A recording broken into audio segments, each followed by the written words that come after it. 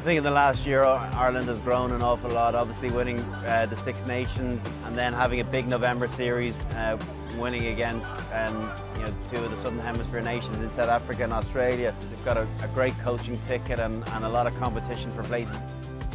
I think there was a lot of guys stood out. I think a guy that really took his opportunity was Rhys Ruddock. He was called in the last minute against South Africa with the withdrawal of Chris Henry, and I think he played extremely well in the couple of games that he was involved in. Guys like him, guys like Jack McGrath that got an opportunity to shine in the absence of Cian Healy, and then guys in the centre like Robbie Henshaw, who's a great talent at 21 years of age, getting to play alongside Jared Payne, who got his first international against South Africa. So I think there is a wealth of talent out there.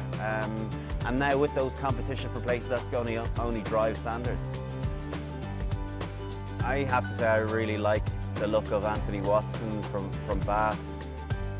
Saw a little bit of him at under 20 level, and he's kind of come through into the international setup the last couple of games, and I think he'll be a great one, a great talent for the future. And then in Wales, Dan Biggar's back playing some of the best rugby of his life, Rhys Webb. So I think there's guys definitely putting their hand up and wanting to be number one. And when you are given your opportunity, be it through the injury of someone else or through a lack of form, you've got to take that chance. And that's how everyone becomes, the guys that become regulars in international football, how they become a regular pick is because when they've been given their chance, they've taken it with aplomb and haven't looked back.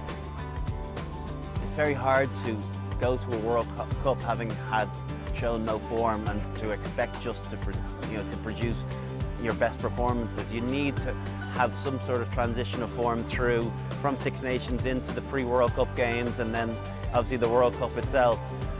So sides will want to go well in the Six Nations, and I think it's probably going to be one of the most hotly contested Six Nations for a few years.